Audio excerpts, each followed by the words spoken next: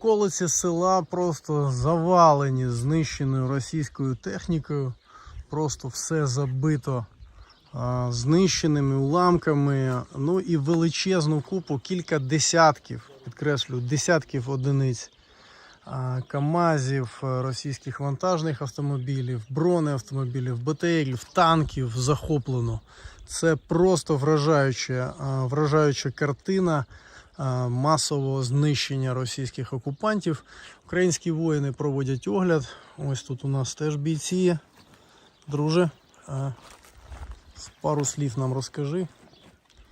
Так, от ми бачимо. Роздивляються. Вітаю. Вітаю. Як вас звати? Представтесь, будь ласка. Мене звуть Роман. Позивний Подол. Дуже приємно. Ви, до речі, чомусь без шолому, а тільки в кіпі воюєте. Це так чому? Немного юморна ситуація. Пробачте, будь ласка, я буду мало практики українською мовою. Хоча всього я вже вийшов в стадії людини, яка по закінченню цього всього лайна піде на курси, обіцяю піти на курси української мови. У меня ничего не может быть общего с людьми. У меня культуры даже. Я обожал когда-то, я не могу понять. Я когда-то обожал Толстого. Я обожал Лермонтова. Но там, поверьте, там уже даже нету наследников ни Толстого, ни Лермонтова. Тимуджин, Баорчу и тому подобное. Кем вы были, Подол, расскажите, кем вы были до войны, чтобы мы с вами познакомились? Вы воевали, имели какой-то военный опыт до 24 февраля? Нет, я не имел военного опыта. Я скажу более того, наверное, меньше всего я мог бы когда-либо подумать, что я одену на себя военную форму и возьму в руки автомат, не то чтобы я был пацифистом. Но, честно говоря, во мне сейчас большая такая гамма чувств, вопросов, противоречий, почему я очень долго ждал. В принципе, я так долго ношу в себе то, что хочу сейчас сказать. Я думаю, вы поняли, я иудей. Я киевлянин.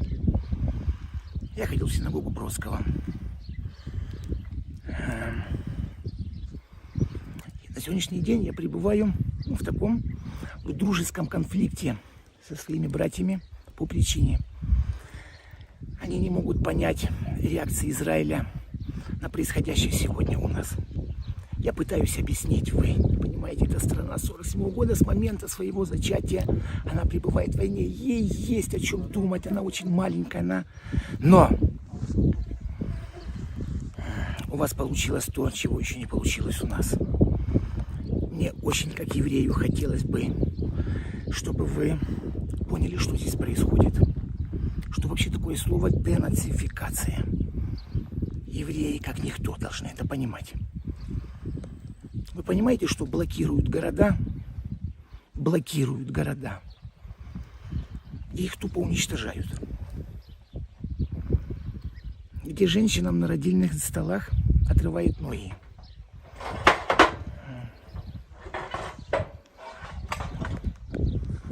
24 числа февраля я утром проснулся, меня разбудил мой брат по телефону. Сказал: дядя, началась война. У меня нету телевизора, принципиально я не смотрю телевизор. И вообще есть очень большое счастье для меня лично, что я встретил сейчас этого храброго и умного мужчину. Моего интервьюера, имею в виду. Я включил ноут, и я смотрю, вот этот боевой порядок летит вертолетов на мой город над Гостомелем. Честно говоря, это и к соотечественникам своим, к мужчинам. Если честно, я не совсем понимаю, какой бы статус вы ни занимали в этом обществе, каких бы взглядов вы ни были бы моральных. Я не знаю, как подобное зрелище, когда меня спрашивают, почему ты здесь, я не могу понять вообще, как такой вопрос вообще можно задать. Может быть, я покажу вам свой флаг, под которым я воюю. Я его в кулечке нашел, чтобы не порвать. Чтобы не порвать.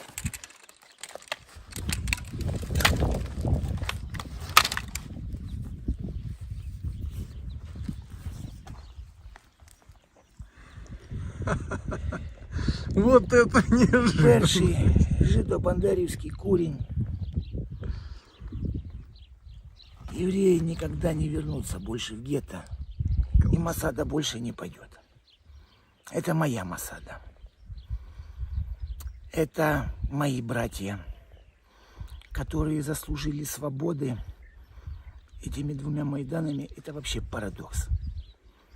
Они имеют право на свободу. Может быть, мы еще не совсем научились ею пользоваться и доверять эту свободу, да, какому-то локомотиву, как мы часто ошибались. Но мы достойны свободы, и я не постесняюсь. Мы обращаемся к вам, к людям, имеющим этот опыт свободы. Израиль, как никто, имеет право на свободу. Это государство, это номер один.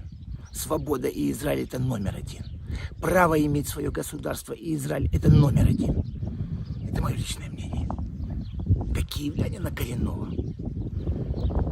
Помогите нам. Вы достойный пример. Мне бы хотелось, чтобы вы нам помогли. А мы постараемся не оплошать. Дякую, друже. Лехайм. Честно сказать, просто потрясающе. На месте этого разгрома российской колонны вот такой услышать настоящий гимн свободы и обращение к народу Израиля за поддержкой.